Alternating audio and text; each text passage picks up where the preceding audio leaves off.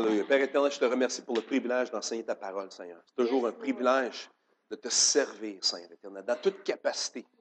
Alléluia. Seigneur, je prie que ta parole nous pénètre, Seigneur éternel. Que ta parole nous transforme, Seigneur. Pas la parole d'un homme, pas les mots d'un homme, mais Seigneur, ta parole. Ta parole, elle est vérité, Seigneur éternel. Et que ta parole ce matin devienne réma dans le cœur de tes enfants ce matin ici, Père. Dans le nom de Jésus. Amen. Hallelujah. La parole de Dieu, elle est extraordinaire. Toujours un lien, toujours des liens. Souvenez-vous, à la Pâque, j'avais partagé sur la fameuse parabole. Puis un petit peu de ce que je vais partager ce matin, ça se rattache un petit peu à ça, les récompenses, le judgment seat of Christ, le tribunal de Christ. Le tribunal de Christ, il ne faut pas confondre avec le grand trône blanc du jugement des pécheurs. Le tribunal de Christ est uniquement pour les chrétiens. Amen? Et puis, on va parler un petit peu des couronnes. Mais juste un petit peu avant, ce que je vais vous enseigner finalement ce matin, c'est ce qu'on appelle l'eschatologie. Bon, un grand mot à 50$, OK? Finalement, ça vient du mot eschatos, qui est un mot grec qui veut dire dernier, et logos, qui veut dire étude. L'étude des dernières choses. L'étude de la fin. Amen? Parce que s'il y a un commencement à quelque chose, ça veut dire qu'il y a une fin à quelque chose. Amen? Alors, ce que je vous enseigne pour les érudits de la parole ce matin, c'est de l'eschatologie. Right? Mais je vais garder ça simple. Parce que la parole de Dieu, elle doit être comprise autant par un enfant que par un adulte. Elle peut être comprise par les enfants et par les adultes. Amen? Alors, vous vous souvenez un petit peu, j'avais parlé du béma. Le tribunal, quand on voit le tribunal de Christ, le mot tribunal, ça veut dire béma. Okay? C'est une des traductions. Puis je vous avais dit que aux Olympiques, position 1, 2, 3, ça, c'est le béma. C'est la place où on reçoit les récompenses. Amen? Une place où on reçoit. Alors, tout système de théologie a son eschatologie, c'est-à-dire, il y a un commencement, il y a une fin. Donc, l'eschatologie, c'est l'étude de la fin des temps. C'est la doctrine de la deuxième venue de Christ, la résurrection, les jugements, le millénium et les derniers états de tout ce qui se passe. Vous me suivez? Amen? Alors, on veut tous recevoir des récompenses. Et tout chrétien mature devrait savoir qu'il y a une récompense. Il y a quelque chose pour chacun de nous.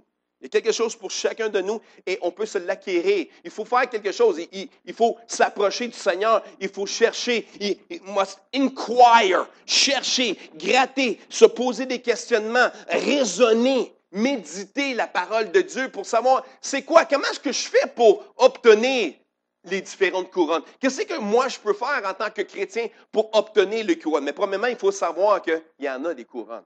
Amen?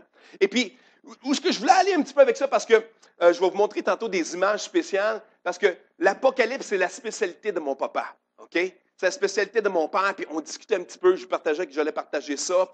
Et puis là, je veux juste vous dire que je ne ferai pas une étude là, biblique sur l'Apocalypse ce matin. Ce n'est pas mon but. Ce que je vais faire, c'est que je vais me concentrer sur un petit aspect de la fin des temps. Un petit aspect. Parce qu'on croit, les chrétiens, on croit en anglais, ça s'appelle the rapture, okay? L'enlèvement. Savez-vous qu'on va être enlevé? Ça, c'est une chose qui est excitante. Puis quand on se souvient, et quand on sait, et on comprend, on saisit qu'on va être enlevé, on s'ajuste un petit peu. On s'ajuste. Ce que je veux faire ce matin, c'est vous encourager, vous exhorter à vous ajuster, mes amis, pour obtenir les couronnes. Parce que comme j'avais dit avec la parole que Jésus avait partagée, c'est qu'il y en a qui vont recevoir la récompense. Il y en a même qu'on va leur en donner plus. Et il y en a même qu'on va leur enlever ce qu'ils ont. Je ne veux pas me rendre au tribunal de Christ pour me faire enlever des choses. Je veux arriver au tribunal de Christ pour obtenir mes couronnes. Amen. Et nous avons tous accès à ces couronnes-là. Le premier passage, Jeff va le mettre, ou Ben, 2 Corinthiens 5, 10, parce que c'est biblique. On va arriver avec la parole pour confirmer ces choses. 2 Corinthiens 5, 10, pour ceux qui prennent des notes, je vous encourage.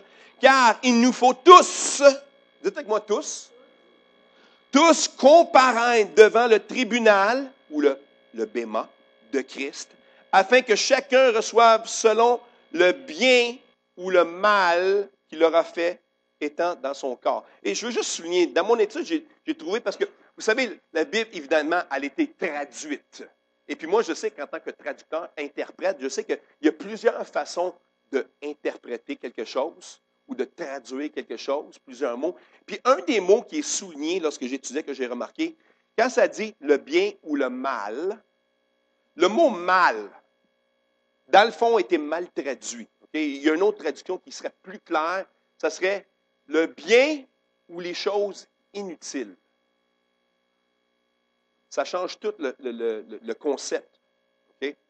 Parce qu'il y en a qui disent, parce que les gens pensent que le tribunal de Christ, oh, c'est un jugement de mes péchés. Ça n'a rien à voir. Ça n'a rien à voir. Le tribunal de Christ est pour le chrétien. Ce n'est pas la place où on est sauvé ou pas sauvé. C'est déjà établi, ça. Pour ceux qui ont accepté Jésus-Christ comme le sauveur personnel, si tout est sous le sang. Nos péchés sont sous le sang de l'agneau. Le tribunal de Christ, c'est pour des récompenses. Mais je veux que vous souligniez ce mot-là, où ce que ça dit, qu'ils reçoivent selon le bien ou le mal. En réalité, ça serait le bien ou les choses inutiles. Parce que, savez-vous, on perd notre temps des fois. En anglais, worthless. Ça a comme une autre signification, un petit peu en anglais, plus profonde peut-être. The worthless thing. There's good things and worthless things. Tu sais la parole où ce que Paul dit qu'il y a des choses qui sont bien et des choses qui ne sont pas utiles? OK, vous comprenez? Il y a des choses qui sont utiles, des choses qui ne sont pas utiles. Ce pas des méchantes choses, ce n'est pas des mauvaises choses. Couper mon gazon le dimanche matin après l'Assemblée, ce n'est pas de mauvaises choses. Mais ça ne me donnera rien de plus au ciel. D'avoir coupé mon gazon, de sortir les vidanges. C'est une bonne chose, il faut que je les fasse. Est-ce qu'ils sont utiles d'un certain sens? Oui, ils sont utiles. Mais on parle l'usage, j'ai aimé ça, puis ça me confirme pour moi lorsque Nabil a dit l'usage de mon temps. Parce que je vais en parler de ça un petit peu. L'usage de mon temps. Donc, 2 Timothée 2:5, excusez-moi aussi pour ma petite grippette, qui dit, 2 Timothée 2:5, et l'athlète n'est pas couronné, dites avec moi couronné, l'athlète n'est pas couronné s'il n'a pas combattu suivant les règles. Aujourd'hui, on n'aime pas ça, les règlements. Il y a bel et bien des règlements. Dites avec moi règlement. C'est le genre de mot qui nous fait comme règlement. Tu sais, il y a des mots qui nous font réagir. Hein? Règlement, loi, tu sais, fais pas, fais ça. Il y a des choses qui, ça l'active quelque chose en nous ou ça désactive, dépendant de l'attitude avec laquelle on lit les choses. Mais on est couronné si on a suivi les règlements. Pour ceux qui suivent les Olympiques et tous les sports, la Coupe Stanley, hein, on regarde, on espère que les Canadiens vont gagner. Hein? Okay. Il y a des règlements au hockey. Bon, je ne les connais pas tous parce que je ne suis pas un érudit du sport. Bien, j'aime écouter. Puis je sais qu'il y a des règlements. Il faut suivre le règlement. Puis même des fois, je ne comprends pas. Je vois la puck rentrer dans le but, puis le juge, il dit qu'il n'est pas bon le but. Je ne comprends pas toujours pourquoi. Je sais qu'il y a des règlements très complexes. Mais il y a des règlements. Puis des fois, ce but-là, le but là, que nous, on pensait qu'il était bon, puis tous les Canadiens, tous les fans, le but est bon, puis là, on est frustrés, on est fâchés contre l'officiel de jeu. Nous, on dit que le but est bon. Puis là, à la fin du match, on s'aperçoit que les Canadiens, ils perdent le match. Mais on dit, ouais, mais si le but il aurait été accordé, c'est parce qu'il n'a pas été accordé. Il n'a pas été accordé. Il y a des règlements à suivre. Pour obtenir la Coupe Stanley, il y a des règlements à suivre. Puis, pour obtenir les couronnes, il y a des règlements à suivre. Est-ce que vous me suivez? 1 Corinthiens 3, 11 à 15. Car personne ne peut poser un autre fondement que celui qui a été posé, savoir Jésus-Christ. Or, si quelqu'un bâtit sur ce fondement avec de l'or, de l'argent et des pierres précieuses, du bois, du foin, du chaume, l'œuvre de chacun sera manifestée. Car le jour la fera connaître, parce qu'elle se révélera dans le feu, et le feu éprouvera ce qui est l'œuvre de chacun. Si l'œuvre bâtie par quelqu'un sur le fondement subsiste, il recevra une récompense. Dites avec moi récompense. Si l'œuvre de quelqu'un est consumée, il perdra. Dites avec moi perdra. Il perdra sa récompense pour lui. Pour lui, il sera sauvé, mais comme au travers du feu. Mais lui, il sera sauvé Mais comme au travers du feu, quand j'ai étudié ce passage-là, c'est vraiment bon parce que, vous savez, c'est pas, tu sais, je disais des choses inutiles ou utiles ou pas importantes. Bon, on s'entend que de l'or, c'est précieux. Hein? On s'entend que l'argent, des pierres précieuses. Bon, là, on tombe dans du bois. Okay. Il y a des gens qui aiment les choses faites de bois, des meubles en bois. Tu sais, c'est pas méchant du bois, hein? C'est pas méchant. C'est pas un péché du bois. OK? Du foin, ça en prend. Du foin, c'est bon. Ça nourrit les vaches. Puis c'est une bonne chose, du foin. Ça nous en prend du foin. Right? C'est une bonne chose. Du chaume, bon, on fait du mortier pour. Il y en a qui font du mortier avec ça pour faire des briques, ainsi de suite. OK? L'œuvre de chacun sera manifestée. Mais lorsqu'on arrive au tribunal de Christ, toutes ces choses-là, toute notre vie va être mise dans le feu, va être éprouvée. Parce que lorsqu'on éprouve une chose, tu sais, l'or, la façon qu'on purifie l'or, c'est qu'on la met au feu. Puis même de l'or, il y a différents degrés, tu sais, du 10 carats, du 14, et là, quand tu tombes dans le 24, c'est le super pur. C'est quoi qui fait la différence? Parce qu'il a été épuré. Il y a différents stages d'épuration. Puis, si tu as un or de qualité, bien, c'est parce qu'il a été épuré plus longtemps. Mais, tu sais, de la même façon qu'on évapore de l'eau pour obtenir une sauce, je sais que ma femme a fait de la sauce italienne. Excellent. Mais une chose que je sais, puis je ne suis pas cuisinier, c'est que si elle vient juste de faire la sauce, elle vient juste de le mettre au feu, puis elle laisse bouillir, là, elle l'arrête.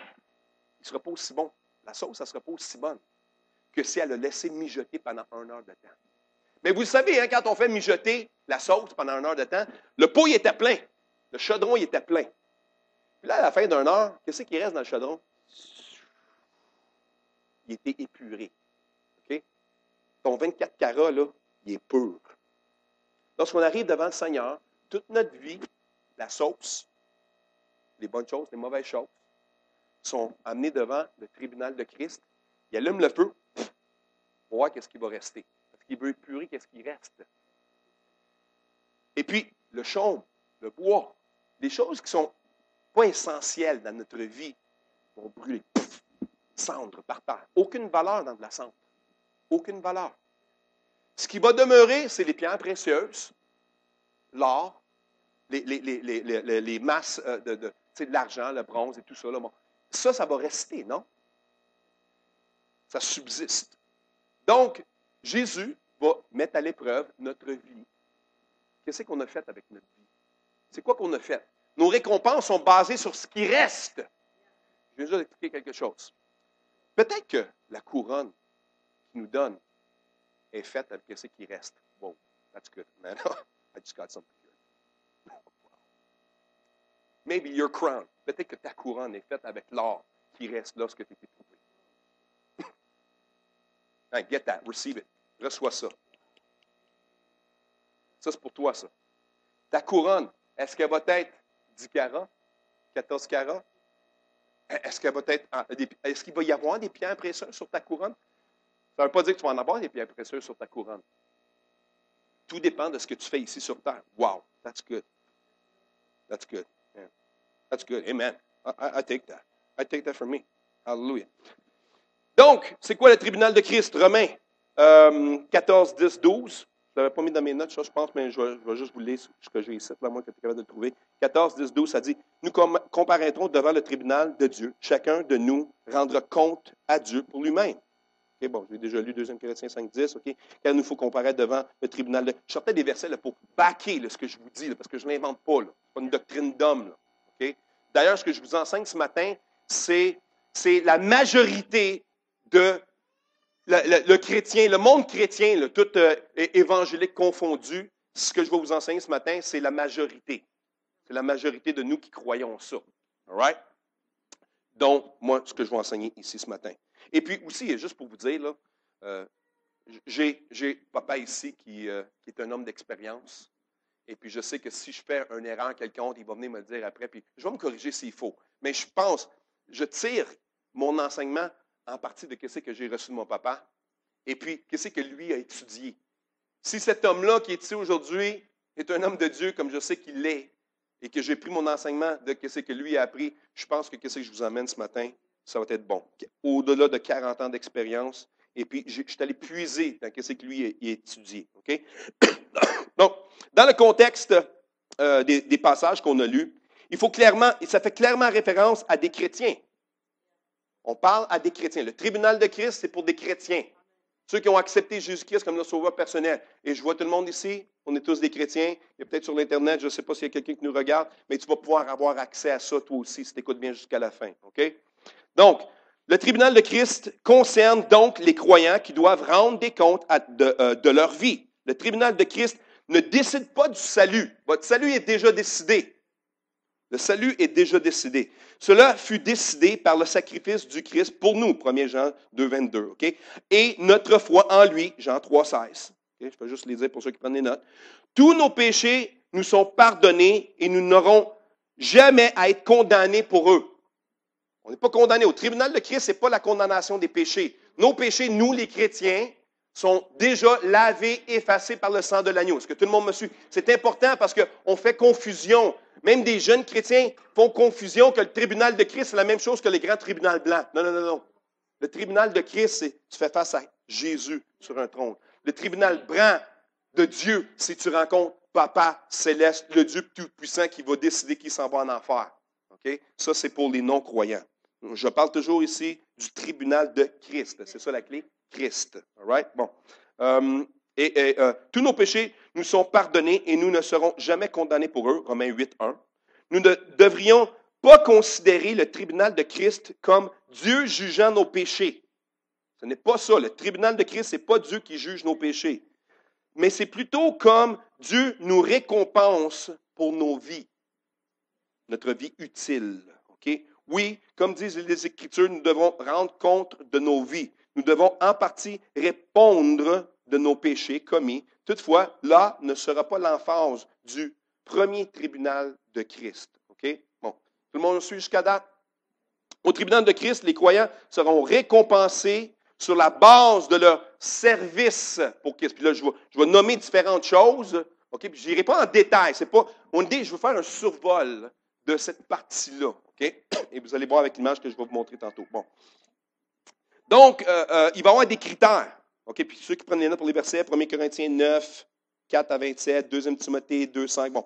Les critères du jugement seront probablement, OK? Parce qu'il peut en avoir plusieurs, puis peut-être que je vais en manquer, mais il va en avoir sûrement d'entre celles que je vais proclamer ici. L'obéissance à la grande commission, Matthieu 28. OK? Peut-être que je n'aimerai pas tous les versets, là, mais la victoire sur le péché. Le contrôle de notre langage. Hein? Jacques 3, 1 à 9. Comment on va traiter d'autres chrétiens? Ça va être probablement, puis j'ai tous des versets pour chacun de ce que je vais vous dire. Comment qu'on va être jugé? Comment que Christ va peser dans la balance? Comment d'or qu'on va avoir lorsque tout va être épuré puis avoir passé au feu va être déterminé par ces quelques points-là. Comment est-ce qu'on a traité d'autres croyants? Hébreux 6, 10, Matthieu 10, 41, 42. Comment est-ce qu'on a exercé l'autorité sur les autres? Parce qu'on a tous une autorité, on a une influence, un cercle d'influence. Comment est-ce qu'on utilise cette influence-là? Comment est-ce qu'on utilise cette autorité, ce pouvoir-là? Est-ce que c'est un abus de pouvoir? Ou c'est une bonne autorité? C'est un bon roi, une bonne personne qui veut aider les autres à grandir, ainsi de suite. OK, je fais juste toucher. OK? Ce que David a dit tantôt, notre emploi du temps. Savez-vous qu'on va être jugé pour notre emploi du temps? Qu'est-ce que tu fais avec ton temps perdu?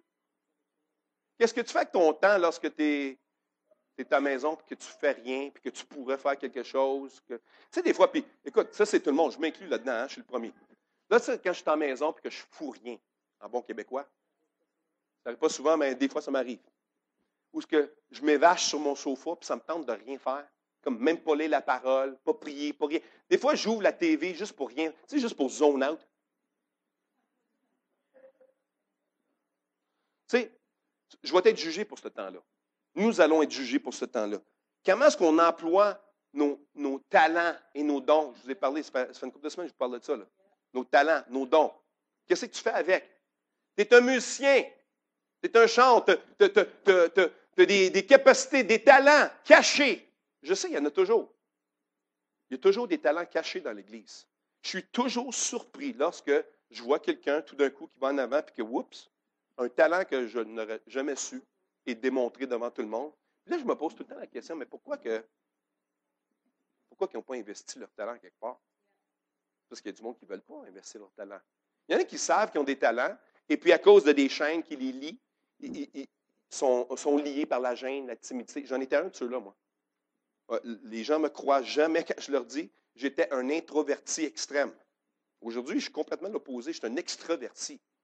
Mais autrefois, dans ma jeunesse, dans le secondaire et le primaire, secondaire, jusque même jeune adulte, j'étais introverti.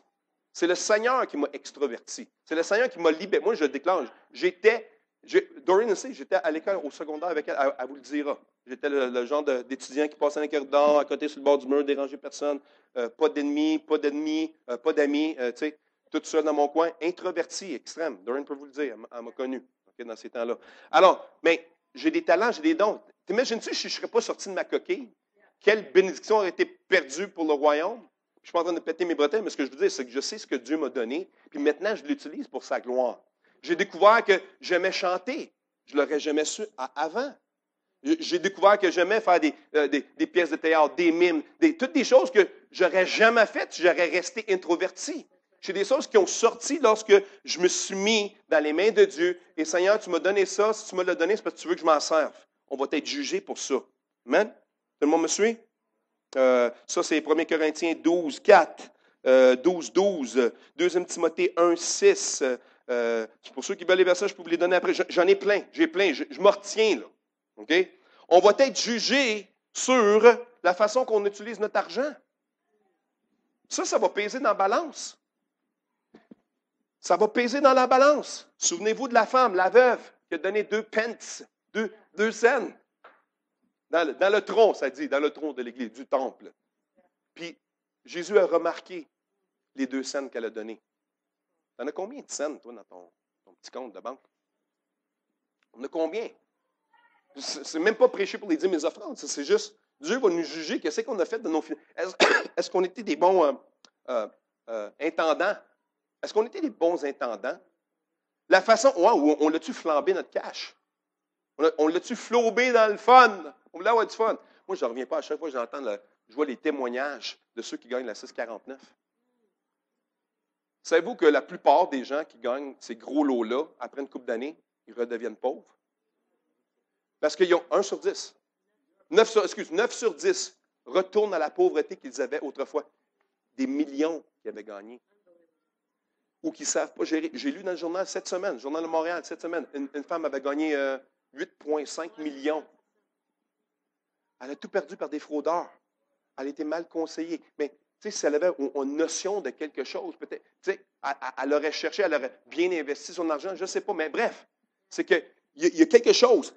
Ils disent que quand tu prends un millionnaire, tu y enlèves tout son argent, il va redevenir millionnaire. Parce que c'est l'attitude qu'il a. Ce n'est pas le fait qu'il est millionnaire, c'est parce qu'il a appris comment gérer, il a appris comment être un intendant de ce qu'il a reçu. C'est pour ça souvent qu'on entend parler des millionnaires qui font faillite, deviennent millionnaires, font faillite, deviennent millionnaires, font faillite. C'est quoi? C'est parce que malgré qu'ils font faillite, c'est parce qu'ils osent essayer quelque chose, ils osent faire quelque chose que peut-être personne n'a jamais fait. Ils ratent, ils tombent. Mais savez-vous quoi? Ils ont appris quelque chose. Ils retournent dans le marché du travail, dans le marché financier. Ils refont parce qu'ils connaissent les clés du succès. Les chrétiens, on ne les connaît pas tous, ces clés-là. C'est dommage. C'est peut-être pour ça que les chrétiens, il y en a beaucoup qui vivent dans la pauvreté. Mais on va être jugé de ce qu'on fait avec nos finances. Ça, c'est 2 Corinthiens 9, 6, 1 Timothée 6, 17. On va être jugé selon pour le temps qu'on perd. Comment est-ce qu'on gère notre temps? De la même façon qu'on gère nos finances, on doit gérer notre temps. Amen. Psaume 90, 12, Éphésiens 5, 16. On va être jugé sur comment on souffre pour Jésus. Hein? Il faut souffrir pour Jésus? Oui, c'est biblique. Le plus que tu souffres pour Jésus, plus que ta couronne va peser en or.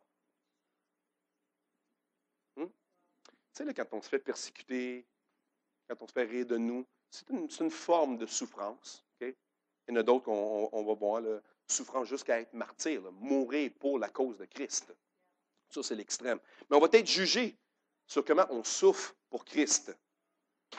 Ça, c'est où ça? Matthieu 5, 11, Marc 10, 29, Romains 8, 18, 2 Corinthiens 4, 17, 1 Pierre. Il y en a plein de versets. Là. Souffrir pour Christ. On n'aime pas souffrir pour Christ. Mais ça fait partie du jugement du tribunal de Christ. Tu veux-tu du 24 carats ou tu veux du 10, 14? Tu veux-tu des pierres précieuses? Il faut souffrir. Il ne faut pas avoir peur. Il ne faut pas être gêné de souffrir pour Christ. On est trop peureux, les chrétiens. On est des petits agneaux, là. Des petits agneaux. Mais il y a l'aspect lion. Sortez le lion. C'est bon, une fois de temps en temps, de ne pas toujours se laisser. Je pense qu'il y a un aspect à, tu sais, quand on dit tourner la joue, tendre la joue droite pour, tu sais, être soumis, puis laisser, tu sais. Puis il y a d'autres fois où je crois que le lion, il doit sortir. Amen? Puis il faut qu'on sorte. Il faut qu'on sorte. On va être jugé pour la course que Dieu nous donne à courir, parce qu'on a tous une course différente. Hein? On a des appels différents. Dieu nous a donné des différents talents. Puis Dieu va nous juger sur l'efficacité de notre course. Comment est-ce que tu as couru? Jusqu'où est-ce que tu t'es rendu? On va rendre compte à ça. Dieu va dire, mon plan original, c'était que je voulais que tu rentres de point A à point B, puis tu t'es rendu juste à point A et demi. On va être jugé pour ça. Il y en a qui ont peut-être dévié, ont sorti de le chemin étroit qui mène à la vie.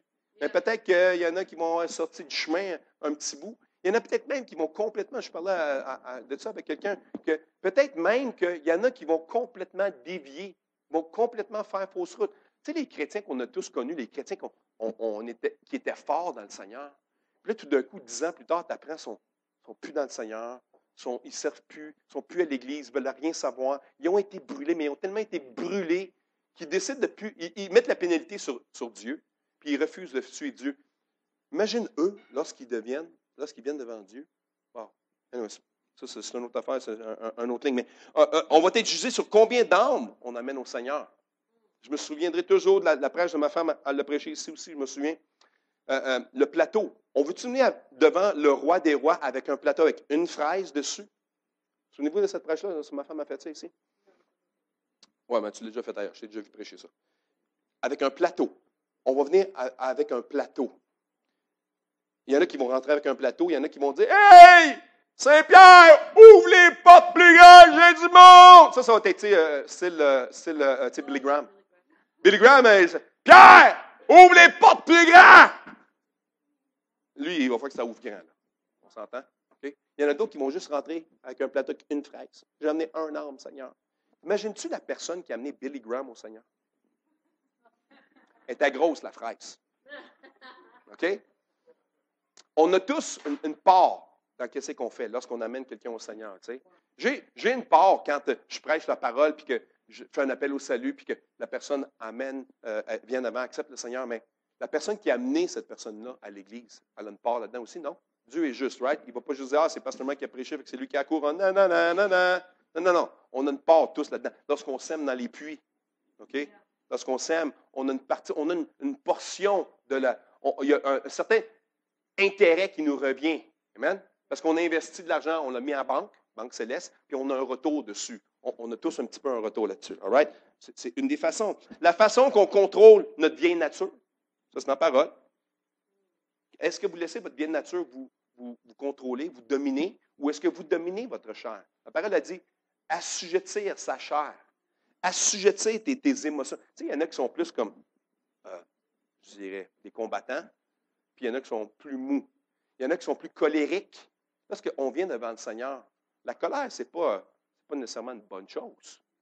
Malgré que Jésus a viré les tables à l'envers, je pense qu'une sainte, la parole a dit une sainte colère. Moi, je parle de la colère qui est incontrôlable, où est-ce que tu brises tout, la colère de la chair. Là, OK? Il faut soumettre ça. Il faut soumettre ça. Est-ce que tu as mis ta vieille nature sous contrôle? OK? 1 Corinthiens 9, 25, 2 Timothée 2, 15. Bon, OK. Comment est-ce qu'on réagit à la tentation? On est tous tentés. Jésus a été tenté, il a été tenté jusqu'à même à la croix. Sur la croix, accroché, les clous des mains, des pieds, la couronne, le sang qui coule. Il a été tenté. Si tu es le Fils de Dieu, descends! C'était une tentation, ça, non? On l'a tenté de descendre, de démontrer son pouvoir. La tentation, on est tous guettés par la tentation. Jeunesse, la tentation couche à la porte. Même dans certains cas, elle cogne à votre porte. Dans d'autres cas, elle défonce vos portes. Il y en a que vous ne le remarquez même pas, puis que vous vivez dans le péché. Réveille, chrétiens ici, tous chrétiens. Vous avez des comptes à rendre. Tribunal de Christ. La façon qu'on réagit à la tentation. Jacques 1, 2 et 3, Apocalypse 3, 10.